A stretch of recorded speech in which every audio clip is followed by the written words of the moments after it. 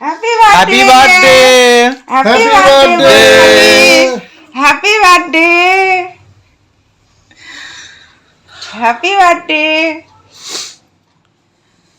Good morning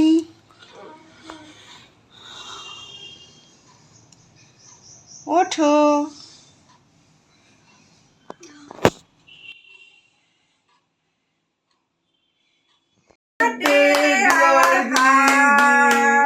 happy birthday to you.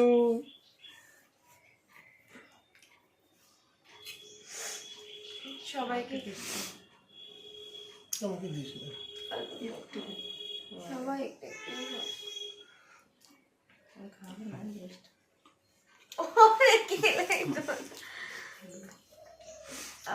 Good morning everybody, welcome to my channel. তো এটা আমার second day, like second part of my birthday vlog আর কি।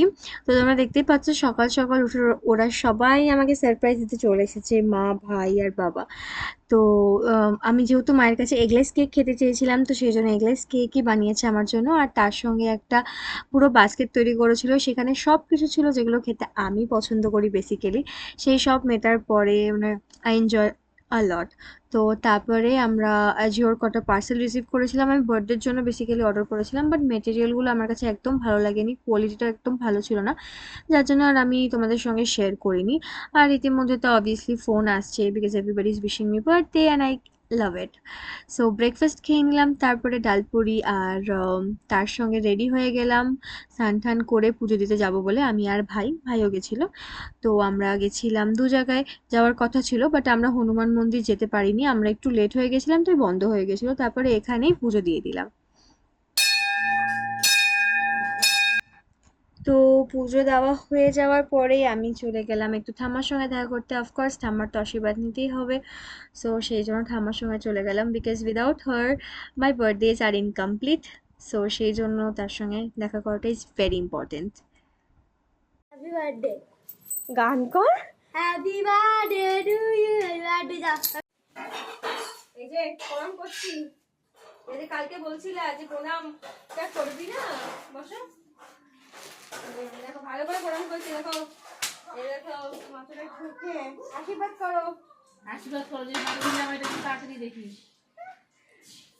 তাই না মা? বুড়ি তো তাহলে এই নাতিন আশাতে। জামাই এই আশাতেই, নাতিন জামাই আশাতেই আছে।